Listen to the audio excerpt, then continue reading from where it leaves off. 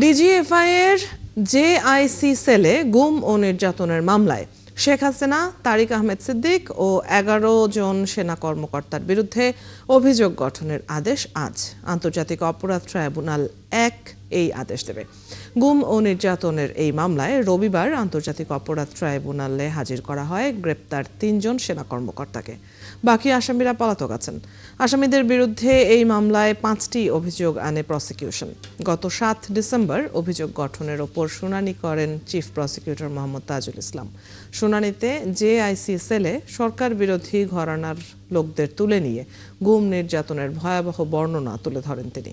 এসব ঘটনায় ৫টি অভিযোগ এনে এই মামলায় ১৩ আসামির বিরুদ্ধে চার্জ গঠনের আবেদন করেন চিফ প্রসিকিউটর। এছাড়া আজ ট্রাইব্যুনাল ১-এ চানখারপুলে ৬ জন হত্যা মামলার দ্বিতীয় দিনের যুক্তিতর্ক উপস্থাপন ও ট্রাইব্যুনাল ২-এ আবু সাঈদ হত্যা মামলার সাক্ষ্য গ্রহণ হবার কথা রয়েছে। এদিকে ওবায়দুল কাদের, বাহাউদ্দিন নাসিম, মোহাম্মদ আলী আরাফাত সহ ৭ জনের বিরুদ্ধে আন্তর্জাতিক অপরাধ ট্রাইব্যুনাল ২-এ ফরমাল চার্জ জমা দিয়েছে প্রসিকিউশন। সিঙ্গাপুরে চিকিৎসাধীন ইনকিলাব মঞ্চের মুখপাত্র শরীফ ওসমান হাদির অবস্থা অত্যন্ত সংকটাপন্ন বলে জানিয়েছে প্রধান উপদেষ্টার প্রেস উইং। সিঙ্গাপুরে পররাষ্ট্রমন্ত্রী ডক্টর ভিভিয়ান বালাকৃষ্ণন হাসপাতালে ওসমান হাদিকে দেখতে গিয়েছিলেন। এরপর বুধবার রাতেই প্রধান উপদেষ্টা ডক্টর মোহাম্মদ ইউনূসকে তিনি ফোন করে হাদির চিকিৎসা কার্যক্রম সম্পর্কে অবহিত করেন বলে জানিয়েছে প্রেস উইং। তিনি জানান, হাদির অবস্থা অত্যন্ত সংকটাপন্ন। এদিকে প্রধান উপদেষ্টা দেশের মানুষকে শান্ত থাকার আহ্বান জানিয়ে হাদির জন্য দোয়া ও প্রার্থনা করার অনুরোধ করেছেন। গত ১২ ডিসেম্বর রাজধানীর পুরানা পল্টনে আততায়ী চলন্ত রিকশায় থাকা শরীফ ওসমান হাদির মাথায় গুলি করে গুরুতর আহত অবস্থায় তাকে প্রথমে ঢাকা মেডিকেল কলেজ হাসপাতালে এবং পরে এভারকেয়ার হাসপাতালে নেওয়া হয়। এরপর তাকে উন্নত চিকিৎসার জন্য সিঙ্গাপুরে নেওয়া হয়। জাতীয় নির্বাচনকে সামনে রেখে বিএনপি মনোনীত প্রার্থীদের মধ্যে আজও দ্বিতীয় পর্যায়ে ১০০ জনের সাথে মতবিনিময় করবেন বিএনপির ভারপ্রাপ্ত চেয়ারম্যান তারেক রহমান। বিএনপির গুলশানের রাজনৈতিক কার্যালয়ে সকাল থেকে প্রার্থীরা আসতে শুরু করেছেন। বেলা ১১টায় শুরু হওয়া এই আলোচনায় যুক্ত হয়েছেন দলের মহাসচিব মির্জা ফখরুল ইসলাম আলমগীর। দুপুরের পরে তাদের সাথে ভার্চুয়ালি যুক্ত হবেন বিএনপির ভারপ্রাপ্ত চেয়ারম্যান তারেক রহমান। মূলত নির্বাচনকে কেন্দ্র করে প্রার্থীদের বিভিন্ন বিষয়ে দিক নির্দেশনা দেয়া হবে এই অনুষ্ঠানে। নির্বাচনে বিজয়ী হলে বিএনপি ৩১ দফা সফল করা এবং সেই সাথে জনগণের আশার প্রতিফলন করতেই নেতাকর্মীদের সাথে দলের হাইকমান্ডের এই বৈঠক চলবে শুক্রবার পর্যন্ত। বিএনপির গুলশান কার্যালয়ে আছেন সহকর্মী মাহিলা ইসলাম। ৩ দিন ব্যাপী আয়োজনের আজ দ্বিতীয় দিন।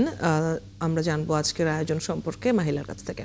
মাহিলা, মতবিনিময় সভা নিয়ে নেতাকর্মীদের প্রতিক্রিয়া আজ কেমন দেখছেন, কি বলছেন তারা?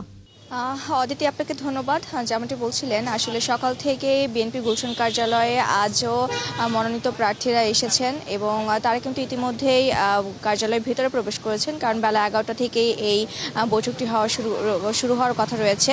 ইতিমধ্যে আসলে এই কার্যালয়ের ভিতরে দলের মহাসচিব মির্জা ফখরুল ইসলাম আলমগীর এসেছেন এবং দলের স্থায়ী কমিটির সদস্যরাও এসেছেন এখানে। আমরা এখানে রুহুল কবির রিজভীকে দেখেছি, তিনিও এসেছেন। ১১ থেকে এই বৈঠকটি শুরু হবে। প্রথম পর্যায়ে আসলে বেলা ১টা পর্যন্ত, এরপরে আসলে বিরতি দিয়ে তারপরে আবার বেলা ৩টার পরে আসলে দলের হাইকমান্ড তারেক রহমান এর সাথে যুক্ত হবেন। এখন ঢোকার সময় অবশ্য প্রার্থীরা তেমন কিছু বলেনি, কারণ প্রার্থীরা ভিতরে যেয়ে আলোচনা হওয়ার পর আসলে কি শুনেন এবং কি নির্দেশনা পান নেতার কাছ থেকে, তারপর হয়তো বা সাংবাদিকদের সাথে তারা কথা বলবেন এবং জানাবেন যে আসলে তারা কি কি দিক নির্দেশনা পেয়েছেন। আর এখন বলতে গেলে গুলশান এই কার্যালয়ে প্রার্থীরা ভেতরে প্রবেশ করেছেন। আর আজকে দ্বিতীয় পর্যায়ে বলতে গেলে খুলনা, বরিশাল, বরগুনা এবং টাঙ্গাইল এইসব এলাকার প্রার্থীরা এদিকে এসেছেন এবং সেই সাথে ঢাকারও কিছু আসনের প্রার্থীরাও আজকের এই বৈঠকে রয়েছে। তো আসলে নেতাকর্মীরা খুব জানাচ্ছেন যে এই আলোচনাটি আসলে একটু ফলপ্রসূ হবে এবং এরপর হয়তো বা এই দিক নির্দেশনার মাধ্যমে তারা নির্বাচনেও ভালো একটি প্রভাব ফেলতে পারবে এবং জনগণকে নিয়ে নির্বাচনটা যাতে সুষ্ঠুভাবে হয় সেই বিষয়ে হয়তো বা দিক নির্দেশনা দেওয়া হবে নেতাকর্মীদেরকে। তো গুলশান কার্যালয়ের সামনে আসলে এখনকার পরিস্থিতিটা এরকমই, অদিতি। মাহিলা, যেমনটি আপনি বলছিলেন যে বৈঠকে অংশগ্রহণের পর নিশ্চয়ই নেতাকর্মীদের কাছ থেকে জানা যাবে এই বিষয়ে। আপনি আছেন সেখানে, সংবাদ সংগ্রহ করছেন। বিএনপির গুলশান কার্যালয়ের সামনে থেকে সহকর্মী মাহিলা ইসলাম যুক্ত ছিলেন এতক্ষণ। একীভূত করার পর দুর্বল 5 ব্যাংকের গ্রাহকদের জটিলতা যেন আরও বাড়ল। সম্মিলিত ইসলামী ব্যাংক নামে কার্যক্রম শুরু করলেও এটি কিভাবে চলবে তার পূর্ণাঙ্গ নীতিমালা এখনো হয়নি। ব্যবসায়ীরা বলছেন, কেন্দ্রীয় ব্যাংকের এমন উদাসীনতায় অনেকে নতুন করে জটিলতায় পড়েছেন। জাহিদুল ইসলামের প্রতিবেদন। আওয়ামী লীগ সরকারের আমলে লুটপাটে আর্থিক সংকটে পড়ে প্রায় 20টি ব্যাংক। এগুলোর মধ্যে ইসলামী ঘরানার 5টিকে একীভূত করার অনুমোদন দেয় কেন্দ্রীয় ব্যাংক। নতুন ব্যাংকের নাম দেওয়া হয় সম্মিলিত ইসলামী ব্যাংক। যদিও পূর্ণাঙ্গ নীতিমালা নেই, তবুও এই ব্যাংকের কার্যক্রম এখন সচল। ব্যবসায়ীদের অভিযোগ, তারপরও লেনদেন করা যাচ্ছে না। অনেক ব্যাংক এলসিও নিচ্ছে না। এই যে একটা ধাক্কা, এই ধাক্কাটা সামাল দেওয়া আমাদের জন্য কিন্তু খুব কষ্ট হচ্ছে আর কি। আমাদের কাজকর্ম স্থবির বলা যায়। আমাদের যে এক্সপোর্ট ছিল, এক্সপোর্টের এগেনস্টে যে ধরনের ফ্যাসিলিটি আমাদের পাওয়ার কথা বাংলাদেশ ব্যাংকের হিসেবে যেটা আমরা পাচ্ছিলাম, সেটাও কিন্তু অলমোস্ট বন্ধ হয়ে গেছে। তবে অর্থনীতিবিদরা বলছেন, গ্রাহকদের সাময়িক ক্ষতি হলেও পূর্ণাঙ্গ নীতিমালার জন্য অপেক্ষা করা উচিত। তারা দীর্ঘমেয়াদী একটা অনিশ্চয়তা ছিলেন, সেই জায়গা থেকে একীভূত একটি প্রশাসন করার মাধ্যমে তাদের জন্য সুযোগ করে দেওয়া হয়েছে। গার্মেন্টস মালিকরা সুযোগ হিসেবে দেখতে পারেন, তবে তারা কোনো তড়িৎ সমাধান যেন প্রত্যাশা না করেন। রপ্তানিমুখী গার্মেন্টস মালিকদের সংগঠন বিকেএমইএ বলছে, কেন্দ্রীয় ব্যাংক দ্রুত নীতিমালা না করলে অনেকেই ব্যবসা হারাবেন। আসলে একদিন 2 দিনও অপেক্ষা করার মতো সময় আমাদের থাকে না, বিকজ এটা টাইম বাউন্ড বিজনেস। এবং একজন যদি না ব্যবসা করতে না পারে, সেটা আরেকজনের কাছে চলে যায়। এক দেশ করতে না পারলে আরেক দেশে চলে যায়। আস্তে ধীরে কাজ করার জন্য যদি আমার ব্যবসা বন্ধ হয়ে যায়, 1 মাসের বেতনটা কি ব্যাংক নিবে, নাকি বাংলাদেশ ব্যাংক দিবে, না সরকার দিবে? আর বাংলাদেশ চেম্বারের সভাপতি বলছেন, গ্রাহকদের জন্য এক্সিট পলিসি না রেখে ব্যাংক একীভূত করা ঠিক হয়নি। আমি তো মনে করি এটা একটা ভুল সিদ্ধান্তই, কারণ তাদের তো এক্সিটের একটা ব্যবস্থা করে দিতে হতো, এবং সেই এক্সিটের তো ব্যবস্থা তারা সরকার তো করেনি। এটার একটা সেফগার্ড হওয়া উচিত, কারণ সরকারের উপর বেস করেই তো মানুষ বিনিয়োগ করেছে। বর্তমানে একীভূত ব্যাংকের সব শেয়ার মূল্যহীন করা হয়েছে, আর একজন গ্রাহকের জন্য সর্বোচ্চ 2 লাখ টাকা উত্তোলনের বিধান রাখা হয়েছে। জাহিদুল ইসলাম, 71, ঢাকা। তাজা ফল আমদানিতে উচ্চ শুল্ক থাকায় ক্রেতাকে চড়া দামে কিনতে হয় এসব পণ্য। ফল ভেদে ব্যবসায়ীদের শুল্ক গুনতে হয় 127% পর্যন্ত। তাই নিম্ন আয়ের মানুষের জন্য ফল এখন বিলাসী পণ্য। রমজান সামনে রেখে অত্যাবশ্যকীয় পণ্য বিবেচনায় শুল্ক কমানোর সুপারিশ করে এনবিআরকে চিঠি দিয়েছে ট্যারিফ কমিশন। আরও জানাচ্ছেন মইনুল হাসান। অসুস্থ বাচ্চার জন্য আনার কিনতে এসেছেন গাড়ি চালক বিল্লাল হোসেন, কিন্তু হোঁচট খেলেন চড়া দাম শুনে। তবু সন্তান আর সামর্থ্যের মাঝখানে দাঁড়িয়ে কিনতে পারলেন একটি মাত্র ফল। আমার কখনো ইচ্ছা হলেও এটা আমি খেতে পারি না, কোনো সময় আগ্রহ জন্মায় না, কারণ জন্মানো এটার দাম অনেক বেশি, এই জন্য জন্মায় না। বাচ্চার জন্য নিয়ে যাই, এটা হলো সবচেয়ে বাচ্চা খাইলে আমি খাচ্ছি, কারণ আমার দরকার আমার বাচ্চার সুস্থতা। দেশীয় উৎপাদন কম হওয়ায় আপেল, কমলা, মাল্টা, আঙ্গুর, নাশপাতি, আনারের জন্য নির্ভরতা আমদানির ওপর। তবে অত্যাধিক শুল্ক, আমদানি খরচ আর টাকার অবমূল্যায়নের কারণে সেগুলো এখন বিলাসী পণ্য। কারণ প্রতি কেজি আপেল 350 আর আনার বিক্রি হচ্ছে 550 টাকায়। সারা বছর কিনা খাওয়ার মতো সামর্থ্য নেই, আমি কিনলাম 1 মাস পরে। আমদানি কস্ট এটাকে যদি আরেকটু কমানো যায়, তাহলে সাধারণ জনগণ সবারই তো চাহিদা থাকে রমজান একটু ভালো মন্দ খাওয়ার। যদি আগের দাম আমাদের থাকতো, তাহলে ধরেন যেখানে আমি 500 কার্টন বিক্রি করব, এখানে ধরেন 1000 কার্টন বিক্রি করতে পারতাম।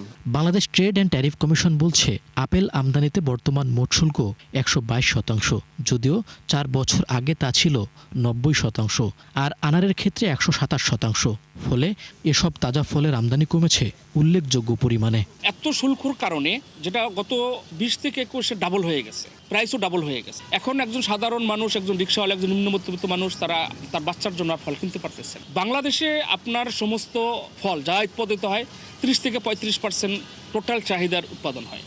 বাকি 60 থেকে 70% ফ্রুটস আমাদেরকে বাইরের থেকে আমদানি করতে হবে। সেক্ষেত্রে সরকারকে এখানে বিশেষ নজর দেওয়া উচিত শুল্কর ক্ষেত্রে, এবং বিশেষ নজর দেওয়া উচিত সাধারণ মানুষের কথা চিন্তা করে।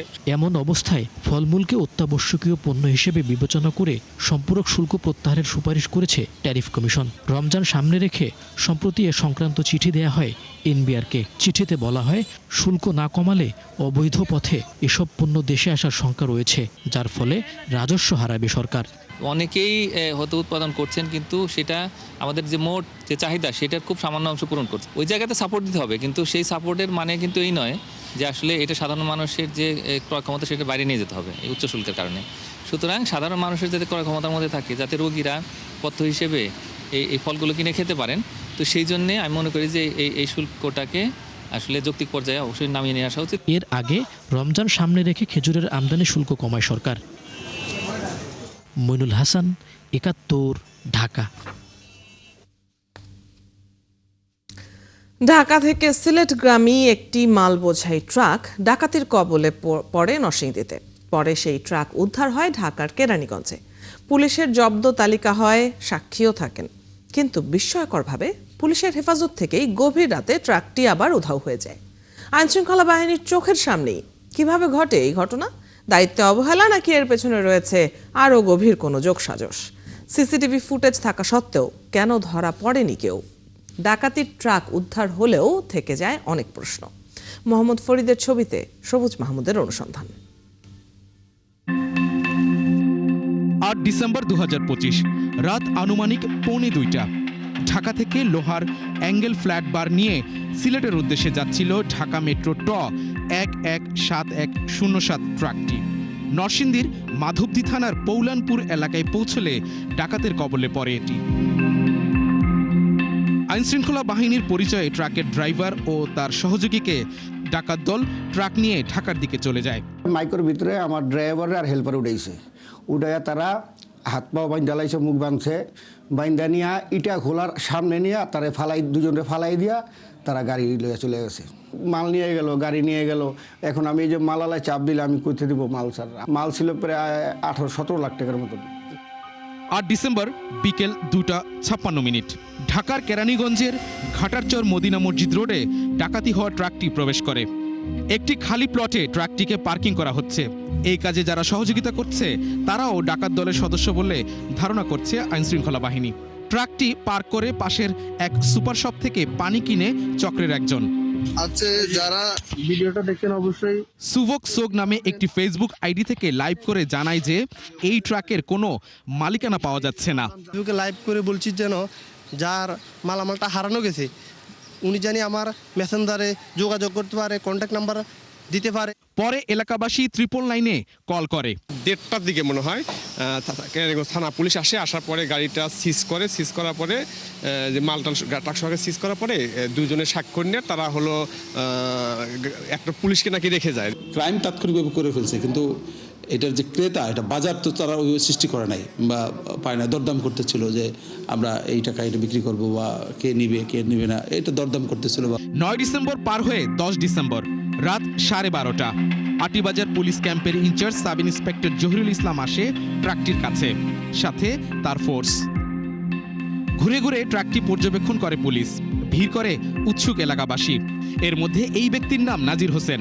তিনি পাশের বাড়ির মালিক। তার উদ্যোগেই পুলিশকে বিষয়টি জানানো হয়। সাব ইন্সপেক্টর জহিরুল ইসলাম ট্রাক সম্পর্কে তার ঊর্ধ্বতনকে জানান। এরপর একটি জব্দ তালিকা তৈরি করে এসআই জহিরুল ইসলাম সেখানে সাক্ষী হিসেবে সই করেন নাজির হোসেন। রাত গভীর হয়, এলাকাবাসী যে যার মতো বাসায় চলে যায়। রাত 1:27। এমন সময় দৃশ্যপটে হাজির কেরানীগঞ্জ মডেল থানার officer in charge M Saiful Alam. তিনিও ট্রাকটি ঘুরে ঘুরে পর্যবেক্ষণ করেন। প্রায় 17 মিনিট পর ওসি সাইফুল ইসলাম ঘটনাস্থল ত্যাগ করে। ট্রাকটি তখনও একই অবস্থানে। এর মধ্যে ট্রাক মালিককে কেরানীগঞ্জ থানা পুলিশ ফোন করে জানায় তাদের ট্রাক পাওয়া গেছে। দারোগায় ফোন দিয়েছে যে আপনাদের গাড়ি পাওয়া গেছে, আপনারা দ্রুত লোক পাঠান। তাহলে আমি বললাম স্যার আমি তো মাধবদী থানায় আছি, আমি রাস্তার মধ্যে, আমার ছোটো ভাই আছে, ওই আর আবার ঢাকা মেডিকেল ছিল। ওরা 12 থেকে হয়তো 15 মিনিট লাগছে যাইতে। রাত 2:07। ট্রাকের সামনে শুধু একটি কুকুর ছাড়া কেউ নেই। একটু পর এলাকার নাইট গার্ডকে পাশে বসে থাকতে দেখা যায়। 3 মিনিট পর একটি সাদা প্রাইভেট কার আসে ট্রাকটির কাছে। একজন নেমেই ট্রাকের ড্রাইভারের আসনে বসে। আরেকজন কথা বলা শুরু করে নাইট গার্ডের সাথে, পরনে অ্যাপ্রন, হাতে ওয়াকিটকি। এরপর আরও একজন নেমে এসে গার্ডের সাথে কথা বলে ব্যস্ত রাখে। অন্যদিকে ট্রাক নিয়ে চলে যায় অন্যজন। তারপর গার্ডের সাথে কথা বলতে বলতে চলে যায় সেই সাদা রঙের গাড়িটিও। গাড়ি লেগে যায়, আমি বলছি যে যারা আমার ধুয়ে গেছে তাদের কাছে একটু কথা বলেন। এই তাদেরকে ফোনও দিছি, তারা কথা বলে না, মোবাইলটারে ধরে হালাই দিছে। রাত ৩টা আবারও পুলিশ আসে ঘটনাস্থলে, সাথে সেই নাইট গার্ড। ততক্ষণে ট্রাক উধাও। পুলিশের খোঁজার ধরন দেখে মনে হচ্ছে ট্রাকটি পাশেই কোথাও লুকানো আছে। একজন দেখিয়ে দিলেন এখানে সিসি ক্যামেরা আছে। এবার পুলিশ মালিক পক্ষকে ফোন করে জানায় তাদের ট্রাক আবারও চুরি হয়ে গেছে। রাত ৩:০৮ ট্রাকের খোঁজে আসেন মানিক ও আব্দুর রহমান। বসিলাবির যায় ফোন দিছি, ফোন দেওয়ার পরে হাই কইতাছে গাড়ি তো বিশ্বাস হয় না, আমরাও বিশ্বাসী তোমরাও বিশ্বাস। আমার বন্ধু কইছে ওই ফোন দিয়া যে আমরা কই বিশ্রাম, আমরা তো এই জায়গায় কিছু চিনি না। মালিক পক্ষের প্রশ্ন, ডাকাতি হওয়া একটি ট্রাক পুলিশ খুঁজে পেল, জব্দ তালিকা হলো, পুলিশ হেফাজত থেকে আবার কিভাবে চুরি হয়? কেরানীগঞ্জ থেকে যে গাড়িটা পুলিশের কাছে বুঝাই দেওয়ার পরও এলাকাবাসীতে সাক্ষী সুক্ষী সব নিয়ে জব্দ করলো গাড়িটা। এই জব্দ গাড়িটা কেন নিয়ে, কিভাবে নিয়ে গেল? ট্রাক পাওয়ার পর পুলিশের করা জব্দ তালিকায় স্বাক্ষর করেছিলেন নাজির হোসেন। তার আক্ষেপ একই রকম। কেরানীগঞ্জে ট্রাক খুঁজে পাওয়ার বিষয়টি সম্পর্কে নরসিংদী পুলিশ কি জানে? কেরানীগঞ্জ পুলিশ এটাকে পাওয়ার পরে এর মধ্যে কাকতালীয়ভাবে সরি টু সে আবার ডাকাতি হওয়ার জিনিস আবার ডাকাতি হয়ে গেছে, এরকম একটা বিষয় উঠে আসে। জব্দ তালিকা যেহেতু আমি পাইনি, আমি তো এটা বলতে পারবো না। এরকম শোনা যাচ্ছে যে জব্দ তারা করছিল বা করে নাই, এরকম একটা কিছু, কিন্তু তারা সংবাদ পেয়ে এখানে গেছে। ট্রাকটি সম্পর্কে জানতে আটিবাজার পুলিশ ক্যাম্পের ইনচার্জ এসআই জহিরুল ইসলামের মুখোমুখি ৭১ অনুসন্ধান। আমি আসেন, আমি আপনার সাথে আমার সিনিয়র স্যারদের সাথে কথা বলে আমি থানায় যাব। আপনি এর ব্যাখ্যা দিবেন না? আপনারা এখানে অবশ্যই দিব, অবশ্যই আপনাদের কাছ থেকে ট্রাকটা কিভাবে আমরা আন্ডার ইনভেস্টিগেশন কোনো বিষয় আমরা বলতে পারি না। আপনি এই বিষয়ে কথা না বললে আমরা কার কাছে যাই কথা? কিন্তু তিনি কোনো কথাই বলতে চাইলেন না। কিভাবে পুলিশ হেফাজত থেকে ট্রাকটি আবার চুরি হলো সেই প্রশ্ন তিনি এড়িয়ে গেলেন। আমি ফোন দিচ্ছি আপনাকে, বলতেছি। এবার কেরানীগঞ্জ মডেল থানায় ৭১ অনুসন্ধান। সেখানে গিয়ে কথা হলো অতিরিক্ত পুলিশ সুপার মোহাম্মদ জাহাঙ্গীর আলমের সাথে। তিনি নাকি কিছুই জানেন না। ফোন করেছে, জব্দ করছে। হ্যাঁ, তাহলে আমি একটু ডিটেইলস জানি। আপনি আমাকে 2 দিন সময় দেন, 2 দিন পরে আপনি আসেন। পুলিশের এই ঊর্ধ্বতন কর্মকর্তা 2 দিন সময় নিক, আমরা আমাদের অনুসন্ধান চালিয়ে যাই। নরসিংদী পুলিশ অবশ্য একটা প্রত্যাশার কথা জানালেন। আইডেন্টিফাই করা হয়েছে, কিন্তু এখনো পিক করা যায় না, এবং খুব শীঘ্রই একটা ভালো রেজাল্ট পাওয়া যাবে বলে আমি আশা করতেছি। টিম ৭১ যখন অনুসন্ধান শুরু করে, কেরানীগঞ্জ পুলিশের সংশ্লিষ্টতা খুঁজে পায়, ঠিক সেই দিন রাতেই একটি খবর এলো, ডাকাতি হওয়া ট্রাকটি খুঁজে পাওয়া গেছে। আটিবাজার আইসি যখন জানাইছে যে এখানে একটা বেওয়ারিশ ট্রাক পড়ে আছে, আমি গিয়ে ট্রাকটা দেখে তারে বললাম যে নিয়ে আসছে, এইভাবে কাস্টডিতে হেফাজতে নিয়ে রাখো। এরপরে সে হেফাজতে নেওয়ার জন্য ওই যে ড্রাইভার খুঁজতে গেছে, এখান দিয়ে ট্রাক আবার স্টার্ট করে চলে গেছে। এরপরে আবার পাওয়া গেল মোহাম্মদপুরে। ডাকাতি হওয়া ট্রাক শেষ পর্যন্ত উদ্ধার হলেও পুরো ঘটনায় সবচেয়ে বড় প্রশ্ন থেকেই যায়, পুলিশের জিম্মায় থাকা একটি ট্রাক কিভাবে আবার উধাও হয়ে যায়? দায়িত্বে অবহেলা নাকি এর আড়ালে ছিল কোনো অদৃশ্য হাত? তার স্পষ্ট জবাব এখনো মেলেনি। প্রতিটি ঘটনার সাথে তো এভাবে ক্যামেরার চোখ থাকবে না, তখন কি হবে? সবুজ মাহমুদ, ৭১, ঢাকা। চট্টগ্রাম মহানগরীর ৫২টি সড়কে একসময় ট্রাফিক সিগন্যাল বাতি থাকলেও এখন আর অনেকগুলো বন্ধ হয়ে গেছে, কিন্তু সিগন্যালে বাতি থাকলেও জ্বলে না আলো, কারণ রক্ষণাবেক্ষণের অভাব। তাই কখনো হাতের ইশারায়, কখনো বাঁশিতে ফু দিয়ে যান চলাচল নিয়ন্ত্রণ করছেন নগরীর ট্রাফিক পুলিশ। এ নিয়ে নগরীর মেয়র জানান, মন্ত্রণালয় থেকে পর্যাপ্ত অর্থ বরাদ্দ না হওয়ায় নগরীর ট্রাফিক উন্নয়নের মতো বহু প্রকল্পই আটকে আছে। আরও জানাচ্ছেন রাজীব বড়ুয়া। কখনো হাতের ইশারায়, কখনো বাঁশিতে ফু দিয়ে যান চলাচল নিয়ন্ত্রণ করছেন ট্রাফিক পুলিশ। নগরীর গুরুত্বপূর্ণ মোড়গুলোর ট্রাফিক সিগন্যাল বাতি অচল হয়ে পড়ায় চট্টগ্রামে বেড়েছে যানজট। আধুনিক ব্যবস্থার কারণে যেখানে পুরো পদ্ধতি স্বয়ংক্রিয় হওয়ার কথা ছিল, সেখানে পুরো ট্রাফিক নিয়ন্ত্রণ করা হচ্ছে হাতের ইশারায় ও বাঁশিতে ফু দিয়ে। ট্রাফিক সার্জেন্টরা বলছেন, সিগন্যাল বাতি না থাকার কারণে হাতের ইশারায় যান চলাচল নিয়ন্ত্রণ অনেক কঠিন। অন্যদিকে চালকরা জানান, অনেক সময় হাতের ইশারা বুঝতে না পেরে ট্রাফিক আইন ভঙ্গ করছেন তারা। সিগন্যাল বাতি থাকলে যান চলাচলে সুবিধা। 4টা রাস্তা ম্যানুয়ালি করতে গেলে সবাইকে প্রত্যেক পয়েন্টে একজন করে দাঁড়ায় আমাদেরকে সিগন্যাল মেনটেন করতে হয়। হাতের ইশারা বাঁশির ইশারা, লাইটের ইশারা দিয়ে আমাদেরকে সিগন্যালগুলো মেনটেন করতে হয়। আমাদের যে লজিস্টিক্সের যে অভাব এবং আমাদের যে জনবলের যে সংকট, যেটা ম্যানুয়ালি কাজ করতে গেলে হয়তো অনেক বেশি দরকার, যেটা আমাদের আসলে অতটা অ্যাভেলেবল না থাকার কারণে কাজ করতে গেলে সমস্যা হয়। বাতি জ্বলতো, ওইটা সিগন্যালটা আমরা দেখতাম, খেয়াল করতাম। এখন ম্যানুয়ালের কারণে এটা আমাদের অনেক ক্ষতি হয়। আপনি সিগন্যালেশন দেখা না গেলে তো আর সিগন্যাল মারা যাবে, এইটাই সমস্যা। আর আপনি পুলিশ কর্মকর্তারা বলছেন, ব্যস্ত সড়কে শৃঙ্খলা ফেরাতে স্বয়ংক্রিয় সিগন্যাল বাতির দরকার। তাই নতুন করে সিগন্যাল বাতি বসানোর জন্য সিটি কর্পোরেশন বেশ কয়েকবার প্রতিশ্রুতি দিয়েও কাজটি শেষ করেনি। এটা সিটি কর্পোরেশন, এটার দায়িত্ব হলো সিটি কর্পোরেশনের। তো আমরা বিভিন্ন সময়ে আমরা উদ্যোগ নিয়েছি, সিটি কর্পোরেশনের সাথে কথা বলেছি যে যদি ট্রাফিক সিগন্যাল লাগানো হয় তাহলে আমাদের সুবিধা হয়। আর city mayor doctor Shahadat Hossain বলেন, নগরীর সড়কে সিগন্যাল বাতিগুলো সংস্কার ও রক্ষণাবেক্ষণের প্রয়োজন হলেও দীর্ঘদিন ধরে মন্ত্রণালয় থেকে কোনো বরাদ্দ পাওয়া যাচ্ছে না। যে চিন্তাভাবনা নিয়ে আমরা এগিয়ে যাই, আলটিমেটলি মন্ত্রণালয় থেকে সেগুলো যদি যথাযথভাবে আমাদেরকে সার্বিকভাবে সহযোগিতা করা হতো, তাহলে পরে আমাদের আসলে কাজগুলো আরও আগে সেগুলো কিন্তু সম্পন্ন হতো। নগর পরিকল্পনাবিদ আশিক ইমরান বলেন, সরকারি বিভিন্ন সংস্থার মধ্যে সমন্বয় না থাকায় সরকারের বিভিন্ন প্রকল্প চালু হয়েও জবাবদিহিতার অভাবেই সফল হয় না। একটা শহর তো অচল বলা যায়, চট্টগ্রাম শহর। তো এটাকে সচল করতে গেলে প্রথমে এই ট্রাফিক বাতির একটা ব্যবস্থাপনা তৈরি করতে হবে এবং শৃঙ্খলায় আনার জন্য যে একটা গণসচেতনতা দরকার সেটা করতে হবে। চট্টগ্রাম মহানগরী যানজট মুক্ত করে সড়কে শৃঙ্খলা ফিরিয়ে আনতে 1989 সালেই প্রথম ট্রাফিক সিগন্যাল বাতি স্থাপন করা হয়। রাজীব বড়ুয়া, ৭১, চট্টগ্রাম। নীলফামারী জেলার 4টি সংসদীয় আসনে এবার মোট ভোটার 15,73,232 জন। এর মধ্যে নারী ভোটার 7,82,014 জন। পুরুষের পাশাপাশি নির্বাচনী উত্তাপ ছড়িয়েছে নারীদের মাঝেও। তারা চান নির্বাচিত সরকার হোক নারী বান্ধব। আশা প্রকাশ করেন, নারীর ক্ষমতায়ন, অর্থনৈতিক মুক্তি এবং আর্থসামাজিক উন্নয়ন করে দেশে স্থিতিশীলতা ফেরাতে সর্বোচ্চ জোর দেবে সরকার।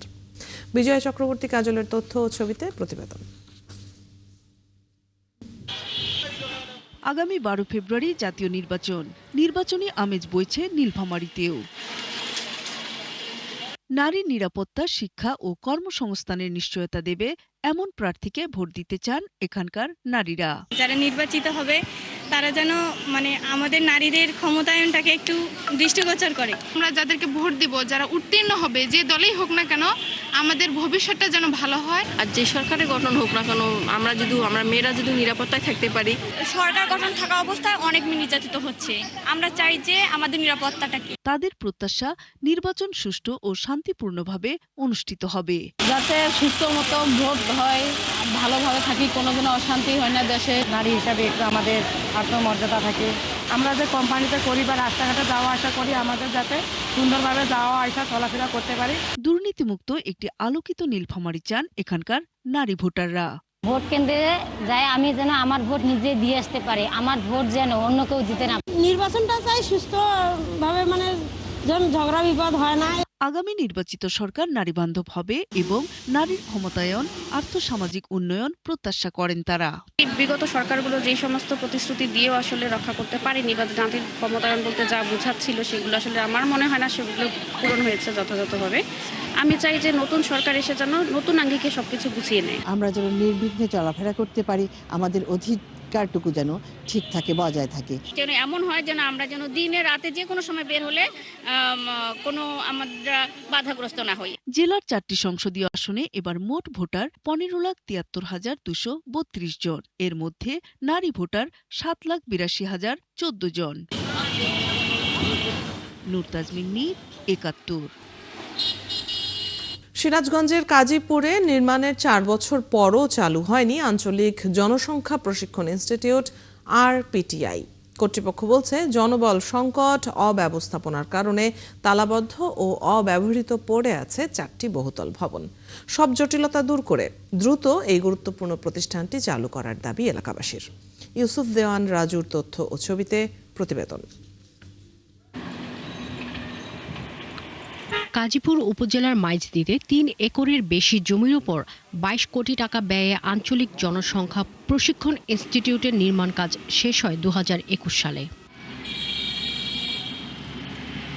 4 বছর আগে অফিসার্স ও স্টাফ কোয়ার্টার, একাডেমিক ভবন এবং হোস্টেল সহ 4টি ভবনের নির্মাণ কাজ শেষ হলেও জনবল সংকট সহ নানান জটিলতায় এখনও চালু হয়নি আরপিটিআই প্রতিষ্ঠানটি। এতে প্রতি বছর পরিবার কল্যাণ পরিদর্শিকা, প্রতিবন্ধী ব্যক্তিদের সুরক্ষা ও অফিস ব্যবস্থাপনা সহ 22 ধরনের ইন সার্ভিস প্রশিক্ষণ থেকে বঞ্চিত হচ্ছেন সরকারি কর্মকর্তা কর্মচারীরা। এই সারি সারি বিল্ডিংগুলো পড়ে আছে, এর কোনো কার্যক্রম না থাকার কারণে থাকবে না। এটা চালু হলে সারা দেশের থেকে শুরু করে সিরাজগঞ্জের মানুষ উপকৃত হবে। আচ্ছা, 22টি বিষয়ের উপর প্রশিক্ষণ নেওয়া হবে এই প্রতিষ্ঠান থেকে। আমরা চাই যে এত বড় একটা ইনস্টিটিউট গাজীপুরের মতো জায়গাতে আছে, যেটা অবহেলায় এখন নষ্ট হচ্ছে এবং গুরুত্ব পাচ্ছে না এবং আমরা প্রশিক্ষণ নিতে পারতেছি না। আমি জোরালো দাবি জানাবো সরকারের কাছে যে অনতিবিলম্বে এই প্রশিক্ষণটা যাতে চালু হয়।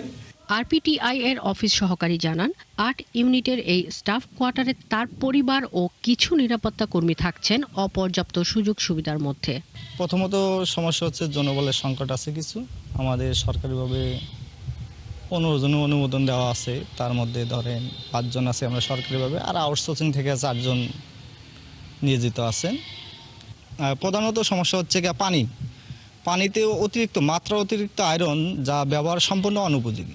যদিও আরটিপিআই এর অধ্যক্ষ জানান 15টি পদে জনবলের অনুমোদন হয়েছে, তবে কার্যক্রম কবে শুরু হবে সেটি সঠিক বলতে না পারলেও আগামী বছরেই শুরু হবে বলে আশা করছেন তিনি।